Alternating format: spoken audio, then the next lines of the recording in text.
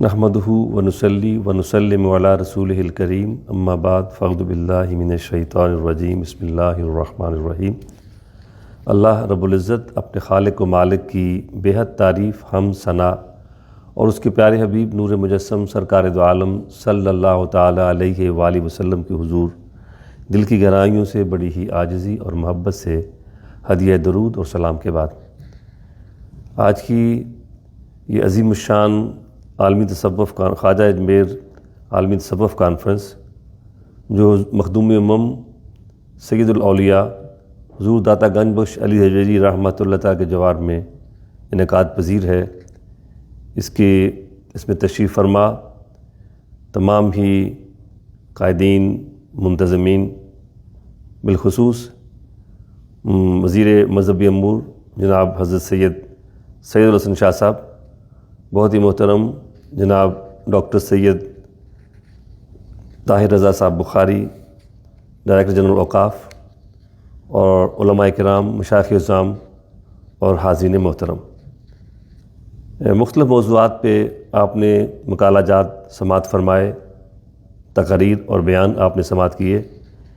آج کی اس عالمی تصوف کانفرنس میں ایک عنوان خواجہ غریب نواز علیہ رحمہ کا اسلوب اور منہج بھی ہے۔ میں اپنے اس مختصر سے مقالے میں قرآن، قوالی اور خواجہ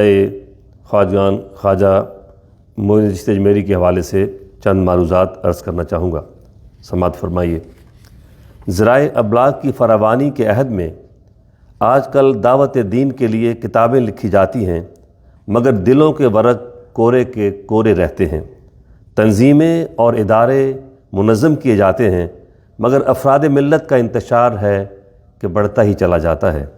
جماعتیں بنتی ہیں، مگر غیر مسلموں کو مسخر کرنے کے بجائے مسلمانوں ہی میں اپنے اپنے گروہ کو مضبوط کرنے میں مصروف رہتی ہیں۔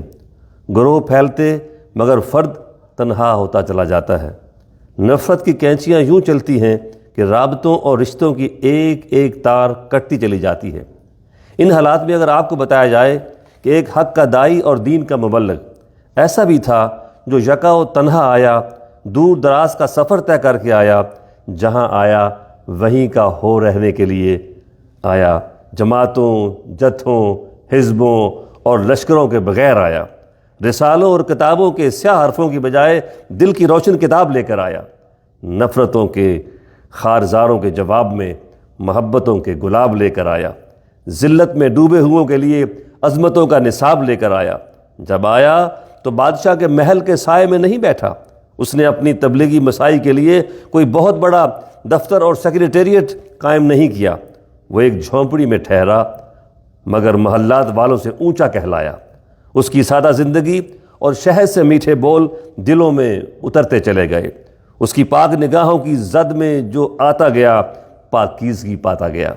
فسق و فجور اصلاح و رشد میں اور کفر و الحاد ایمان و عرفان میں بدلتے چلے گئے، اور یوں دیکھتے ہی دیکھتے وہ آنے والا غریب الوطن مسافر اہل وطن کے دلوں کا تاجدار اور غریب نواز بن گیا۔ اس نے اسلام کے پیغام کو لوگوں کے قلوب و اذہان میں اتارنے کی ایسی نتیجہ خیز جد و جہد کی کہ عطائے رسول سے نائب رسول فی الہند کہلایا۔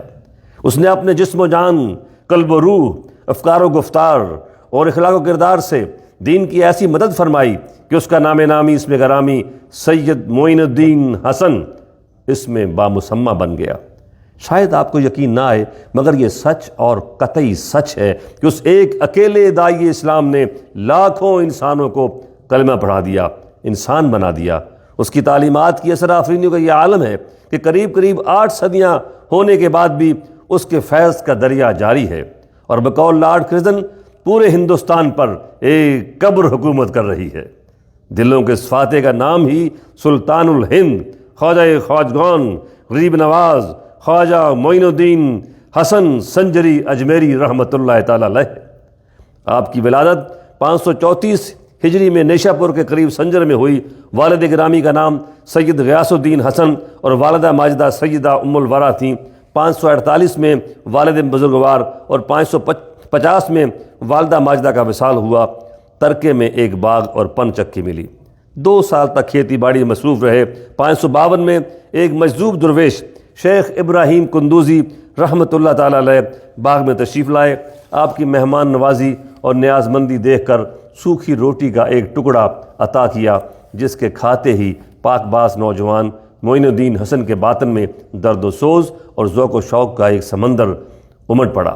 مختصر جائیداد بھی فروخت کر کے غرباء و مساکین میں تقسیم کی اور راہ خدا کے مسافر ہو گئے۔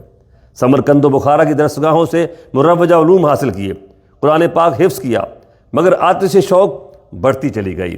خانقاہ بخانقاہ، مدرسہ بمدرسہ، شہر بشہر، کو بکو، کوچہ بکوچہ، کریا بکریا، بالآخر جان مراد حضرت خواجہ عثمان ہارونی یا ہرونی رحمۃ اللہ تعالیٰ کے حضور حاضر ہوئے اور بیعت کا شرف حاصل کیا۔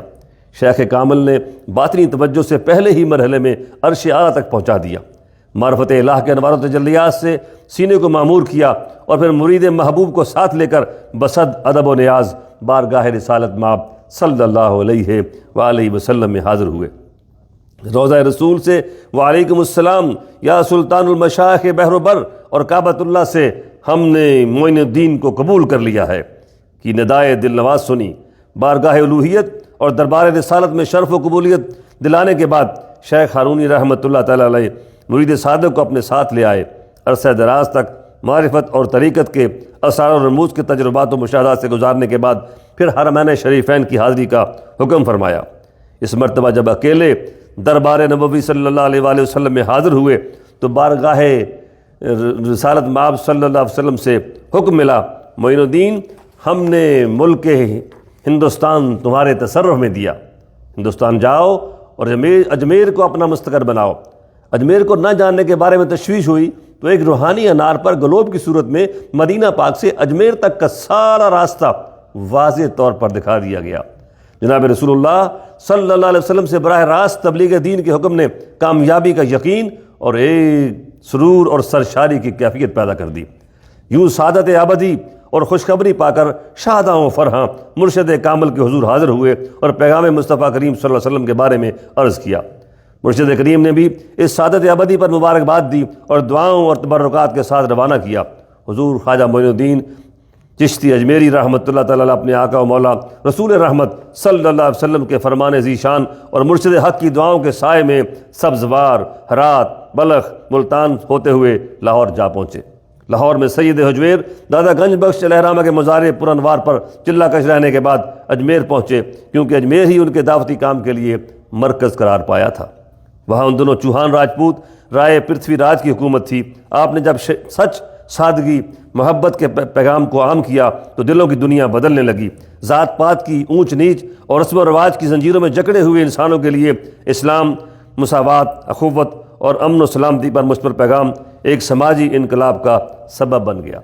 بعض لوگ سمجھتے ہیں کہ خواجہ معین الدین چشتی اجمیری نے قوالی کے ذریعے دین کی تبلیغ فرمائی، حالانکہ حقیقت یہ ہے کہ خواجہ ہند الولی عطائے رسول نے اپنی ذات کو ایسی شمع بنا کر سر محفل رکھ دیا جس سے قرآن و سنت کا وہ نور چاروں طرف بکھرنے لگا، اور آپ ہر کمزور کی بات سنتے، ہر ضرورت مند کی ضرورت پوری کرتے، لوگوں کے دکھ درد میں شریک ہوتے، اپنے مریدین اور خلفاء کو خدمت خلق کی تلقین کرتے۔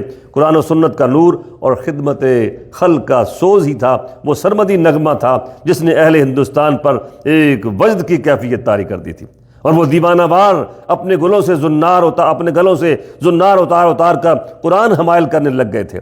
آپ کے پرانے تذکرہ نویسوں نے آپ کی مجالس کے احوال قلم بند کیے ہیں، مگر ہمیں کہیں ایسی گواہی نہیں ملی کسی نے یہ لکھا ہو کہ آپ ہر روز قوالی کی محفل سجا کر لوگوں کو ڈھول کی تھاپ پر رقص کروا کر لوگوں کو دین کی تبلیغ کرتے تھے۔ ہاں، یہ بات جا بجا ملتی ہے کہ آپ قرآن اور سنت کی دعوت دیتے تھے۔ آپ نے اپنے خلفاء سے فرمایا تھا، قرآن لے کر نکلو اور ملک ہندوستان فتح کر لو۔ ہاں، آپ نے یہ فرمایا تھا خلفاء سے کہ قرآن لے کر نکلو اور ملک ہندوستان کو فتح کر لو، اور فی الحقیقت پھر ہوا بھی ایسے ہی۔ پروفیسر نکلسن نے بھی اس حقیقت کا برملا اعتراف کیا کہ دادا گنج بخش علی حجویری رحمۃ اللہ تعالیٰ علیہ اور خواجہ معین الدین چشتی اجمیری رحمۃ اللہ تعالیٰ نے اپنے اخلاق و کردار سے دین کی تبلیغ فرمائی۔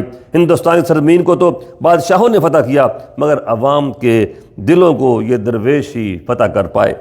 خواجہ خواجگان حضور غریب نواز نے سن 633 ہجری میں وصال فرمایا، اور لوگوں نے آپ کے ماتھے پر یہ لکھا دیکھا، ھذا حبیب اللہ مات فی حب اللہ، یہ اللہ کے محبوب حبیب ہیں جو اللہ کی محبت میں فوت ہوئے ہیں۔